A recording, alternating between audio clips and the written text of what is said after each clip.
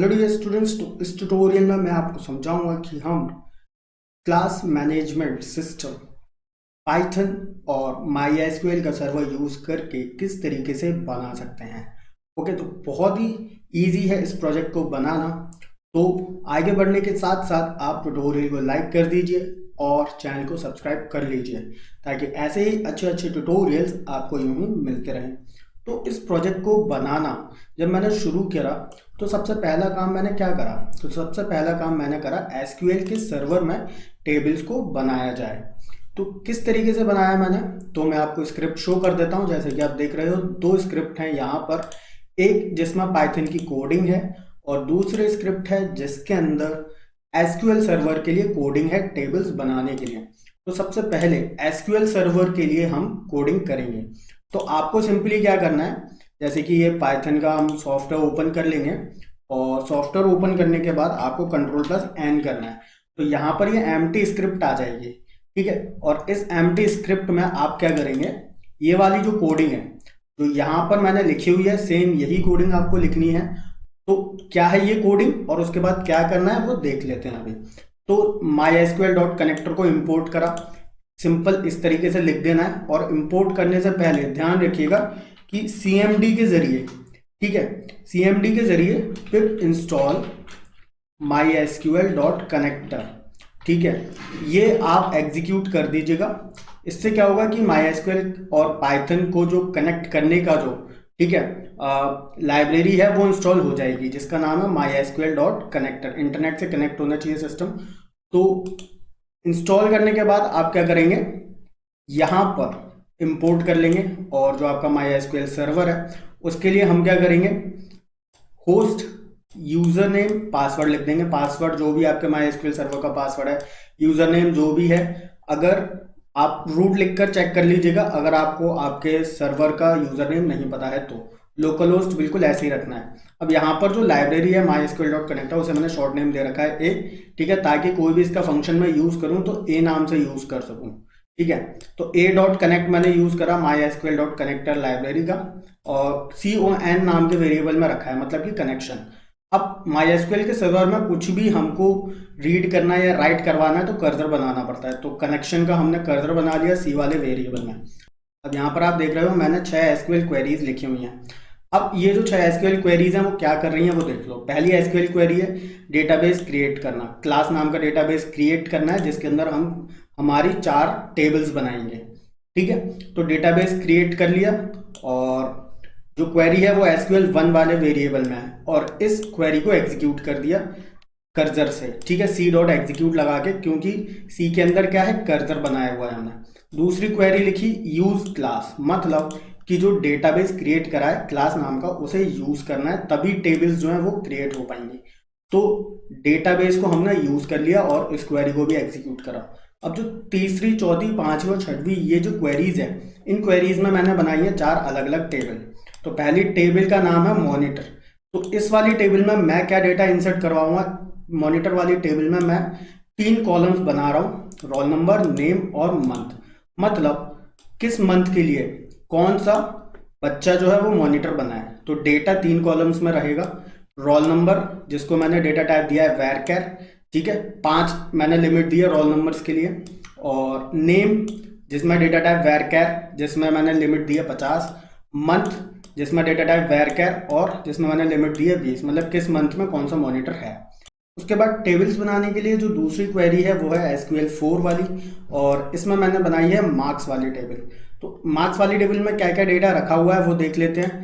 Roll number जिसका data type आप देख ही रहे हो varchar, नेम वाला कॉलम है डेटा टाइप है varchar, लिमिट है 50 और 3 कॉलम्स हैं सब्जेक्ट्स के लिए, मतलब कि सब्जेक्ट 1, सब्जेक्ट 2 और सब्जेक्ट 3 और इसको मैंने डेटा टाइप दे रखा है इंटीजर, ओके। और उसके बाद जो टोटल रहेगा सब्जेक्ट का वो वाला कॉलम भी रखा है जिसको हमने डेटा टाइप दे रखा है इंटीजर। परसेंटेज वाला कॉलम है जिसको डेटा टाइप दे रखा है फ्लोट।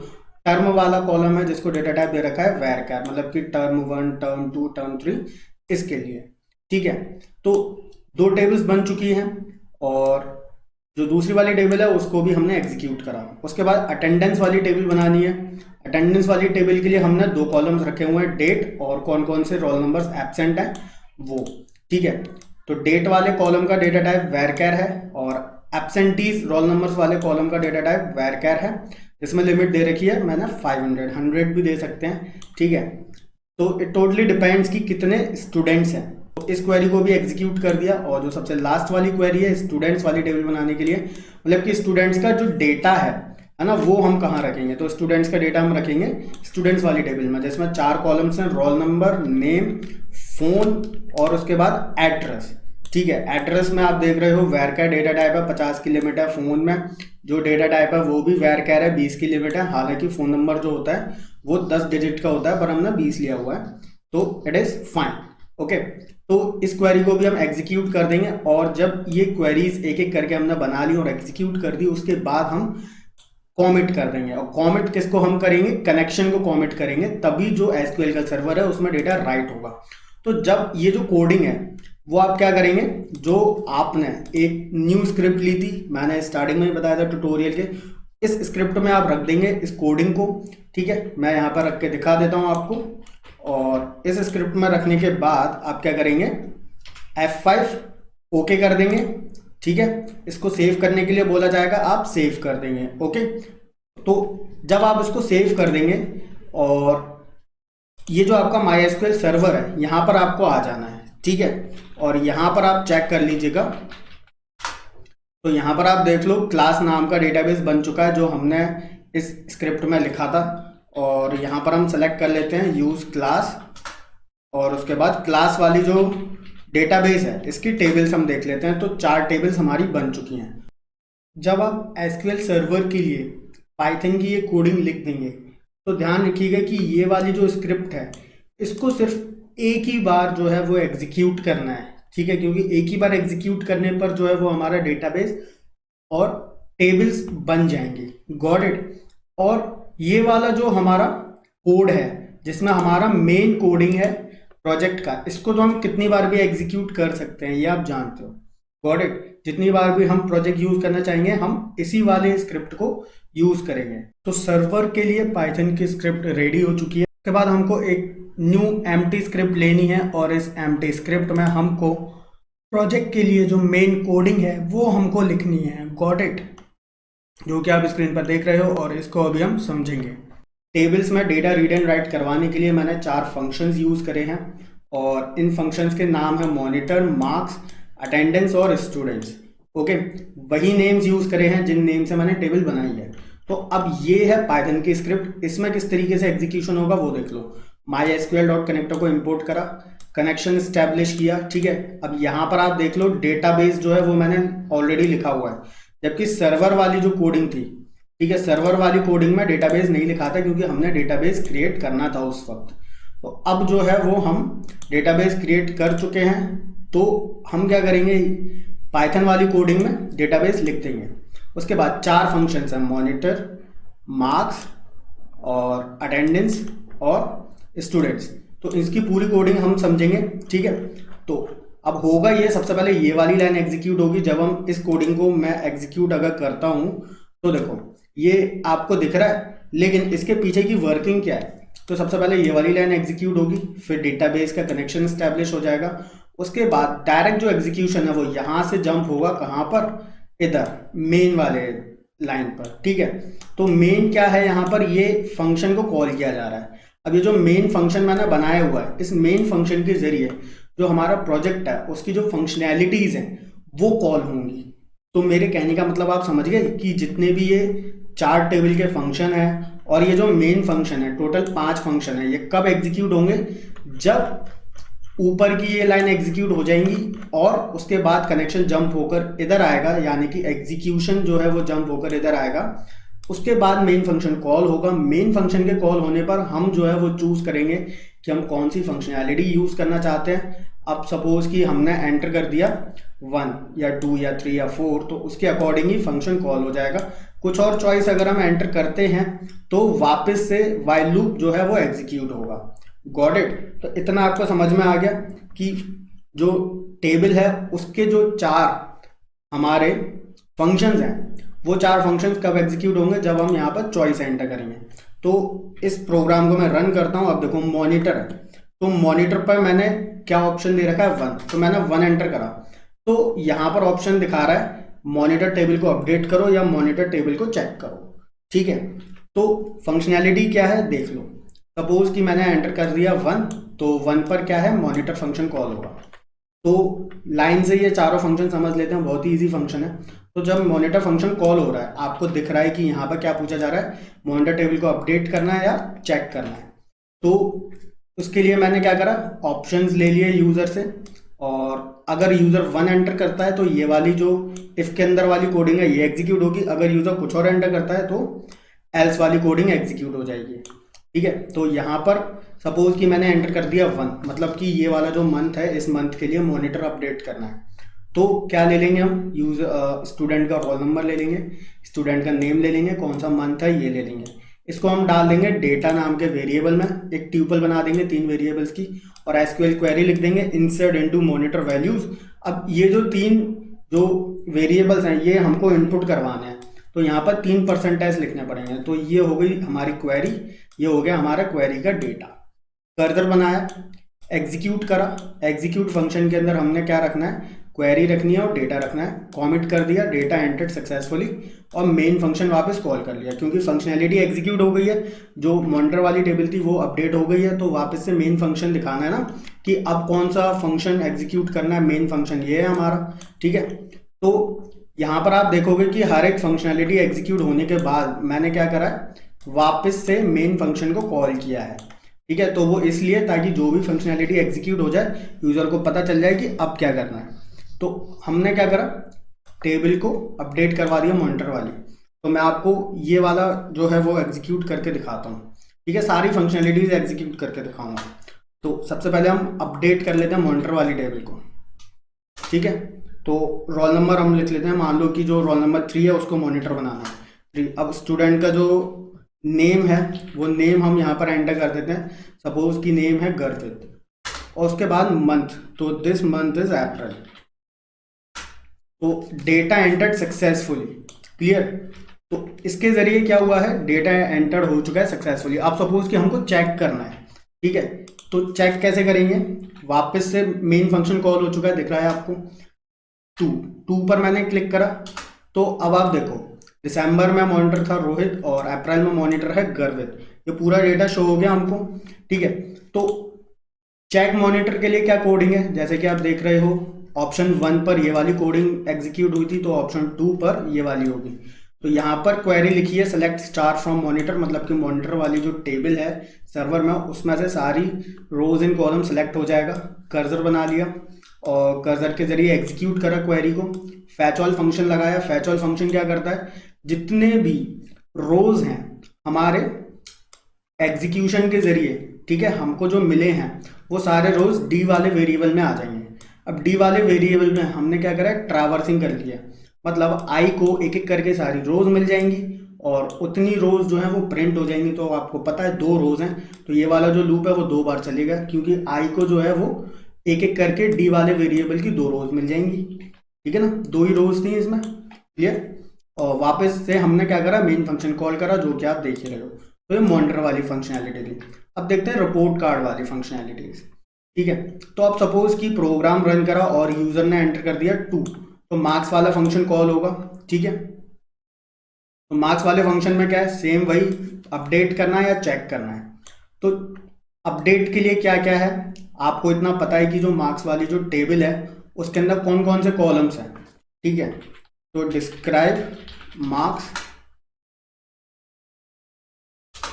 ठीक है, तो इसके अंदर है टोटल 8 कॉलम्स। तो ये जो 8 कॉलम्स कौन कौन से, roll number, name, subject 1, subject 2, subject 3, total, percentage, term.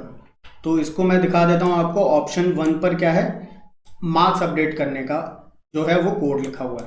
तो रोल नंबर ले लिया, उसके बाद नेम ले लिया, सब्जेक्ट मार्क्स ले लिए, फ्लोट टाइप के लिए हैं। ठीक है, टोटल यहाँ पे कैलकुलेट कर लिया, परसेंटेज कैलकुलेट कर लिया T/300, क्योंकि जो टोटल होगा इन 3 सब्जेक्ट्स का वो T के अंदर होगा, लेकिन जो 3 सब्जेक्ट्स के जो मार्क्स होंगे वो आउट ऑफ 100 ही तो होंगे, तो टोटल हो गया 300। परसेंटेज निकालना आता है आपको, ठीक है, तो परसेंटेज ले लिया PER में। टर्म हम यहाँ पर ले लेंगे यूजर से, टर्म 1 है या टर्म 2 है। फिर उसके बाद सेम वही काम किया हमने, डेटा बना लिया, मतलब कि ये जो 8 जो वैल्यूज हैं यहाँ पर, ठीक है, उनका हमने क्या करा है, ट्यूपल बना लिया है। जो टोटल ये जो 8 वैल्यूज हैं इनका हमने क्या बनाया है, ट्यूपल बना लिया इधर, और क्वेरी लिखी इंसर्ट इनटू मार्क्स वैल्यूज, और 8 बार हमने क्या करा है, परसेंट एस लिख दिया, कर्सर बनाया, एग्जीक्यूट करा, एग्जीक्यूट के अंदर क्वेरी और डेटा लिख दिया, कॉमिट कर दिया, डेटा एंटर्ड सक्सेसफुली, वापस से मेन फंक्शन कॉल। तो मैं दिखाता हूँ एक स्टूडेंट के मार्क्स एंटर करा के आपको, मॉनिटर वाली फंक्शनलिटी आपको ऑलरेडी समझ में आ चुकी है। तो हम रोल नंबर 3 यानी कि गर्वित के मार्क्स को हम यहाँ पर एंटर कराते हैं।